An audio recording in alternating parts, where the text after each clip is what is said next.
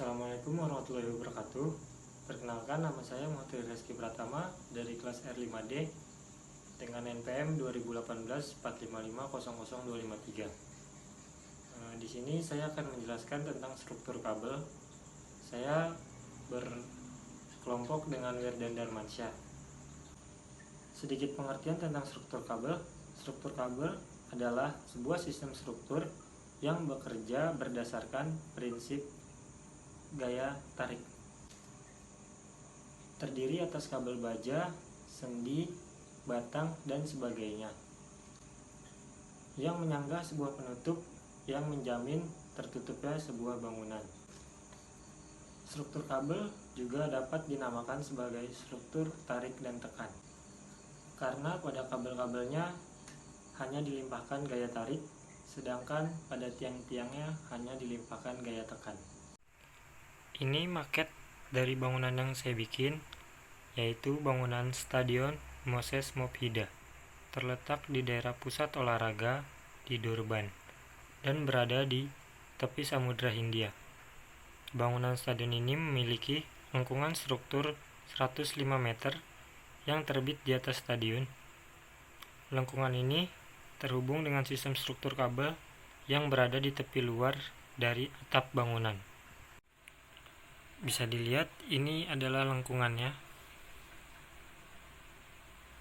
Stadion ini memiliki kapasitas 70.000 orang dan menjadi bangunan landmark di kota Durban.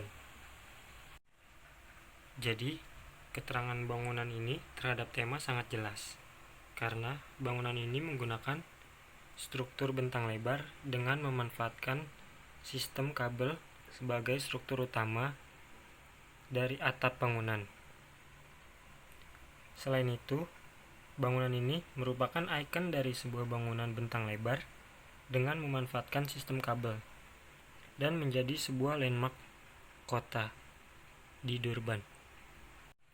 Bangunan ini menahan berat membran dalam atap gedung ini. Jadi, beban di sini terdapat di atap bangunan ini, lalu disalurkan melalui kabel-kabel yang ada di sekelilingnya ke tiang-tiang yang berada di bawahnya. Lanjut, gaya-gaya yang bekerja di dalam struktur ini. Perlu kita ketahui, struktur kabel dan jaringan ini dapat juga dinamakan struktur tarik dan tekan. Jadi bisa disimpulkan gaya-gaya yang ada di struktur ini yaitu gaya tarik dan gaya tekan.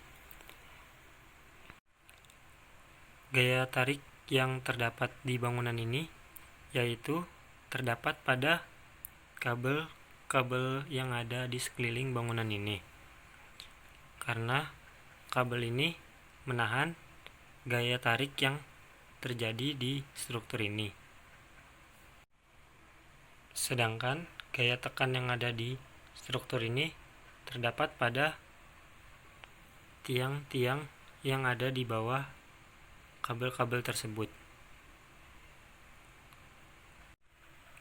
Struktur kabel merupakan struktur funikular di mana beban pada struktur diteruskan dalam bentuk gaya tarik searah dengan material konstruksinya, sehingga memungkinkan peniadaan momen. Bahan penyusun konstruksi struktur kabel adalah tali kawat baja yang dipergunakan untuk sebuah krem terdiri atas beberapa bagian. Yang pertama itu wire atau kawat. Jadi untuk kabel-kabel ini diperlukan kawat baja. Yang kedua strand atau untayan. Jadi di kabel ini terdapat untayannya juga. Dan yang ketiga core atau inti. Jadi di kabel ini terdapat beberapa bagian inti pada kabel-kabel tersebut. Sebuah tali kawat baja dibangun atas beberapa untayan dan setiap untayan terdiri atas beberapa utas kawat dengan persyaratan sebagai berikut. Yang pertama, terbuat dari baja berkualitas tinggi. Yang kedua, tahan terhadap kelelahan. Yang ketiga, tahan terhadap gesekan. Yang keempat, tahan terhadap tekukan. Yang kelima, tahan terhadap keausan. Yang keenam, mempunyai sifat anti putar. Dan yang terakhir, mempunyai fleksibilitas tinggi. Dan yang terakhir, biasanya kawat untuk pembuatan wire rope terbuat dari bahan baja improved plough steel atau yang disingkat IPS dengan berat 180 kg per mm persegi. Atau yang lebih bagusnya lagi, ada extra improved steel atau XIPS. Beratnya itu 200 kg per mm persegi.